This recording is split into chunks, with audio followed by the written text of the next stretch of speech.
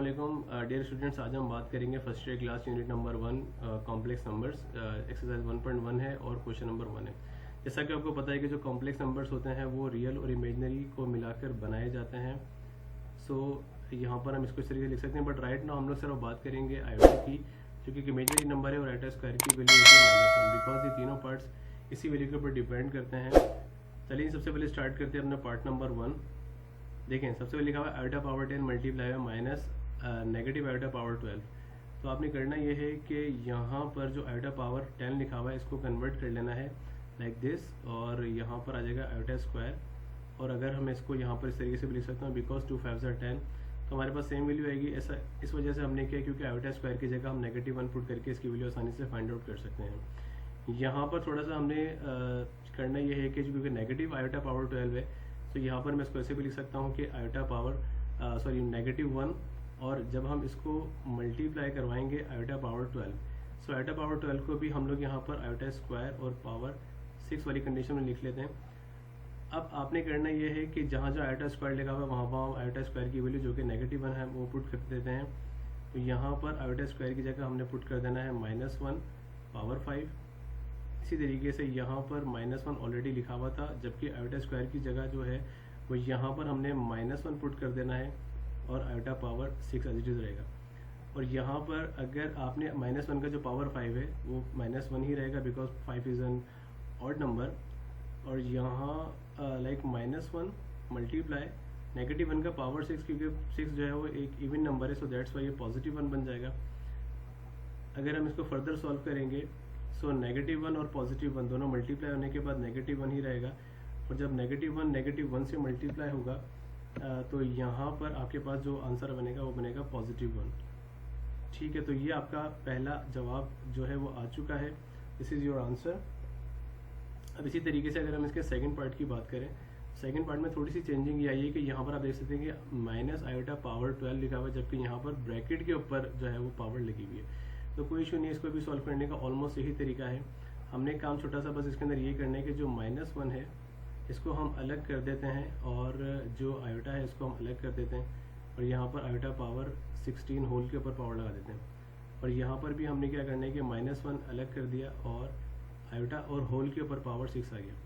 अब आपको पता है कि जो पावर ब्रैकेट के ऊपर लगी हुई होती है वो ब्रैकेट के अंदर हर वैल्यू पर अप्लाई होती है। तो अगर -1 के ऊपर पावर 16 अप्लाई करेंगे सो ये कन्वर्ट हो जाएगा हमारे पास +1 में। ठीक है, और इसी तरीके से आयोटा पावर 16 जो है वो +1 हमें अब लिखने की ज़रूरत है नहीं, हम सिर्फ आयोटा पावर 16 लिख देते हैं यहाँ पर, आयोटा पावर 16। इसी तरीके से -1 के ऊपर भी सेम रूल अप्लाई होगा कि अगर हम इसकी पावर पावर 6 लेंगे -1 की, तो हमें +1 हमें नज़र आएगा, और यहाँ पर हमारे पास सिर्फ आयोटा पावर 6 ही रहेगा। अब वंस अगेन हमने इसको कन्वर्ट कर लेना है आयोटा पावर 2, और हमने 2 को 8 से मल्टीप्लाई करना है तो ताकि हमारे पास पावर 16 आ जाए। इसी तरीके से यहाँ पर भी हमने आयोटा स्क्वायर लिखा हुआ है, और स्क्वायर को हमने जब 3 से मल्टीप्लाई करेंगे तो 2 3 6 हो जाएगा। तो जहाँ जहाँ हमारे पास -1 लगा हुआ है, हम आयोटा स्क्वायर लगा हुआ है, वहाँ पर हम -1 पुट कर देते हैं लाइक दिस। और जहाँ पर हमारे पास पावर जो इवन नंबर है वो +1 बन जाएगी, और जो पावर ऑड नंबर है वो हमारे पास नेगेटिव ही रहेगा। तो यहाँ पर अगर हम -1 और +1 को मल्टीप्लाई करेंगे तो हमारे पास -1 इसका आंसर बनेगा। इसी तरीके से अगर हम इसके थर्ड पार्ट की बात करें तो यहाँ पर भी सेम रूल अप्लाई होगा, और यहाँ पर हम देख सकते हैं कि आयोटा पावर 11 लिखा हुआ है, तो आयोटा स्क्वायर हम करेंगे, बट यहाँ पर हमारे पास कोई ऐसा नंबर नहीं जिसको 2 से मल्टीप्लाई करने से 11 आता हो। तो कोई इशू नहीं, हम लोग यहाँ पर 5 लगा देते हैं, यानी किसी करीब तरीन नंबर जो कि 2 5 are 10, और हमारे पास क्योंकि हमें आयोटा पावर 11 चाहिए लेकिन यहाँ पर 10 आ रहा है, तो हम यहाँ पर आयोटा एक और आयोटा लगा देते हैं, बिकॉज जब हमारे पास बेस सेम होती है तो पावर ऐड हो जाती हैं, ये हम रूल पहले से पता है। इसी तरीके से अगर हम इसके नेगेटिव आयोटा होल पावर 14 की बात करें तो यहाँ पर हमारे पास नेगेटिव आयोटा पावर होल 14 को हमने जब सॉल्व करना है तो तरीका हमारा वही रहेगा कि हम इसका जो -1 है इसको अलग कर लेंगे और आयोटा को हम अलग कर लेंगे। तो यहाँ पर होल के ऊपर आ जाएगा हमारे पास पावर 14। अब यहाँ पर जहाँ आयोटा स्क्वायर लगा हुआ है डेफिनेटली वहाँ पर हमने -1 पुट करना है।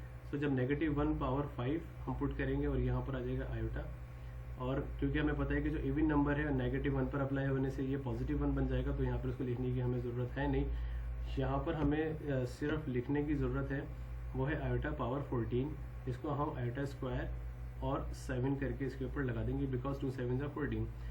-1 का अगर हम पावर 5 लेंगे तो डेफिनेटली हमारे पास -1 ही रहेगा, और फिलहाल मैं इसको एज इट इज़ लिख रहा हूँ, और आयोटा स्क्वायर की जगह -1 और पावर आ जाएगा हमारे पास 7। जब मैं आयोटा को -1 से मल्टीप्लाई करूँगा तो मेरे पास आएगा -1। इसी तरीके से -1 का जो पावर 7 होगा वो -1 ही रहेगा, और -1 और नेगेटिव आयोटा जब आपस में मल्टीप्लाई होंगे तो हमारे पास पॉजिटिव आयोटा इसका आंसर बनेगा। So this is how you can solve this type of questions. Okay, so अब हम बात करेंगे क्वेश्चन नंबर 2 की, जिसमें लिखा ये हुआ है कि for what value of n iota power n is equal to 1 iota -1 और negative iota, where n is greater than and equal to 1 and less than and equal to 4। यहाँ पर आपके पास कुछ वैल्यू आयोटा पावर n करके दी हुई है, और यहाँ पर हमें n की जगह कुछ वैल्यूज़ को पुट करके देखना है कि यहाँ पर इन चारों में से कौन सी वैल्यू पुट करने के बाद आती है, यानी कि n की कौन सी वैल्यू पुट करने के बाद इन चारों में से कोई एक आंसर आता है। और याद रहे कि हमें सिर्फ n की जो वैल्यू 1 और 4 ही पुट, मतलब 1 से लेकर 4 तक ही पुट करनी है। चलिए जी, यहाँ पर हमारे पास जो क्वेश्चन में गिवन है वो है आयोटा पावर n सबसे पहले, और यहाँ पर हम n की वैल्यूज पुट करके देखते हैं।